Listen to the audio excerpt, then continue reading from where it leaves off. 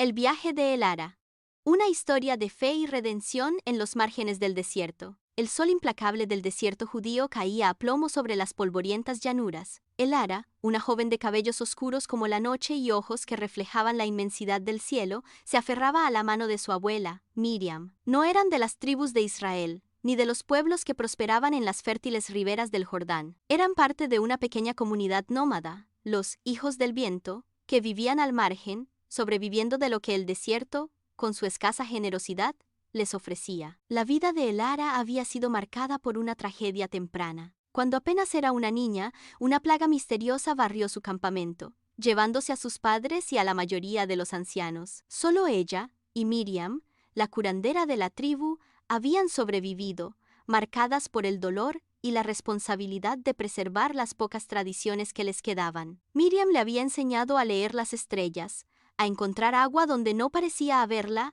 y a escuchar los susurros del viento, que para ellas eran la voz de un dios desconocido, pero siempre presente. Un día, mientras buscaban hierbas medicinales cerca de las ruinas de una antigua ciudadela, encontraron a un hombre malherido, casi moribundo. Sus vestiduras indicaban que era un viajero de tierras lejanas, quizás un mercader o un erudito. Su rostro, surcado por el dolor, era noble, y sus ojos, aún con la fiebre, irradiaban una extraña luz. Miriam, a pesar del riesgo de infección y la escasez de provisiones, decidió ayudarlo.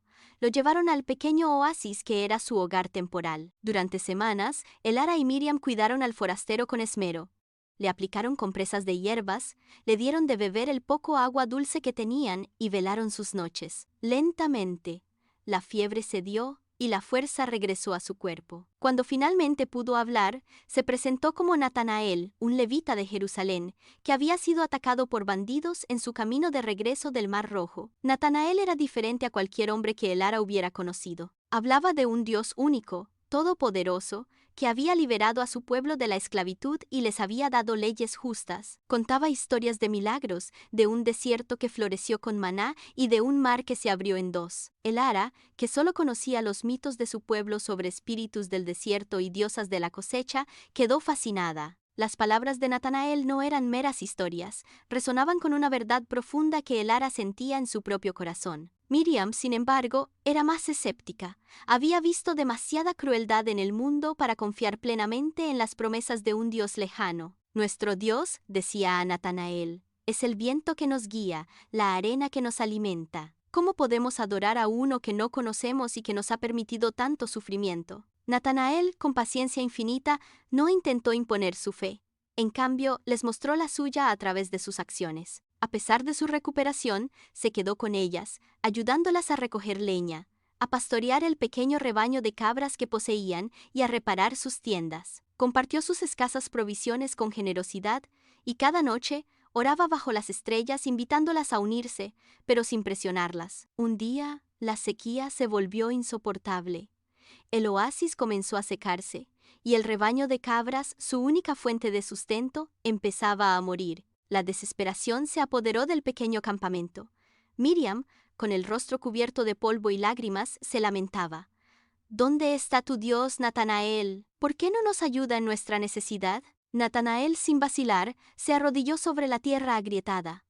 Elara, Miriam, dijo con voz firme, confíen en el Dios de Israel, Él proveerá. Y comenzó a orar, no con las palabras ceremoniales que había aprendido en el templo, sino con una súplica ferviente y personal, pidiendo misericordia y lluvia para su pueblo adoptivo. Elara, con el corazón encogido por el miedo, observó a Natanael. Nunca había visto a nadie orar con tal pasión, con tal convicción. Algo en su fe inquebrantable la conmovió profundamente. Lentamente se arrodilló a su lado, imitando sus palabras, susurrando su propia súplica al Dios de Natanael. Miriam, al principio reticente, se unió a ellas, su voz quebrada por la desesperación y una incipiente esperanza. Mientras oraban, el cielo, que había estado despejado durante semanas, comenzó a oscurecerse. Pequeñas nubes, apenas visibles al principio, se unieron y crecieron, formando una masa oscura y amenazante. Un trueno distante resonó en la lejanía, y luego una sola gota, grande y pesada, cayó sobre la frente de Elara. Luego otra y otra, hasta que la lluvia comenzó a caer, primero suavemente, luego con una fuerza torrencial. La lluvia empapó la tierra sedienta, llenando el oasis y reviviendo la vegetación moribunda.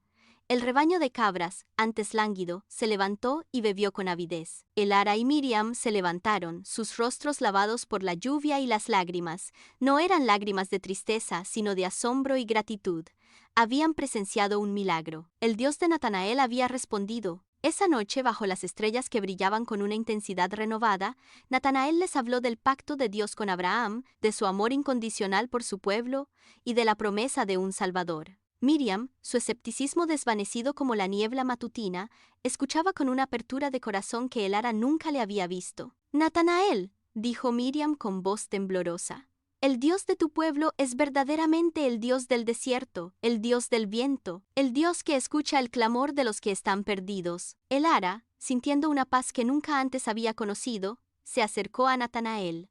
«Queremos seguir a tu Dios», dijo con una convicción que la sorprendió incluso a ella misma. «Enséñanos sus caminos». Natanael sonrió, sus ojos brillando con una alegría profunda.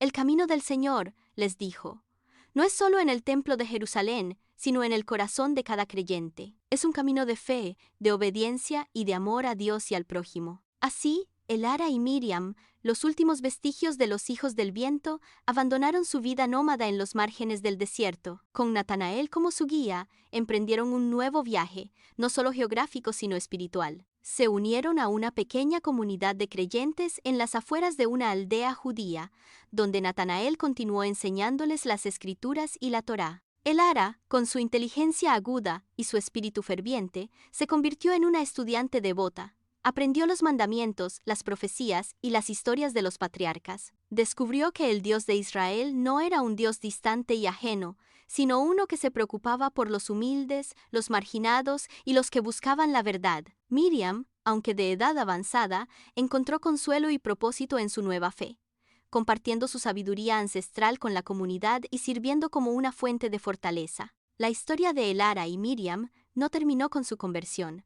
Se convirtieron en testigos vivientes del poder transformador de la fe. Su hogar, una vez un refugio de la desesperación, se convirtió en un lugar de hospitalidad para viajeros y necesitados. Compartieron su propia historia de redención con otros, demostrando que la misericordia de Dios no conocía fronteras, ni tribus, ni orígenes. En los años venideros, Elara se convertiría en una narradora de historias sagradas, tejiendo las verdades del Dios de Israel con la sabiduría de su propio pueblo. Sus relatos, impregnados de la vastedad del desierto y la profundidad de su propia experiencia, tocaron los corazones de muchos, guiándolos hacia la luz de la fe. Su vida fue un testimonio de que incluso en los lugares más áridos y olvidados, la semilla de la fe podía echar raíces profundas y florecer en una vida de propósito y devoción. Y así, en los márgenes del desierto, una nueva historia de la Biblia comenzó a ser escrita, no en pergaminos, sino en los corazones de aquellos que encontraron a Dios donde menos lo esperaban.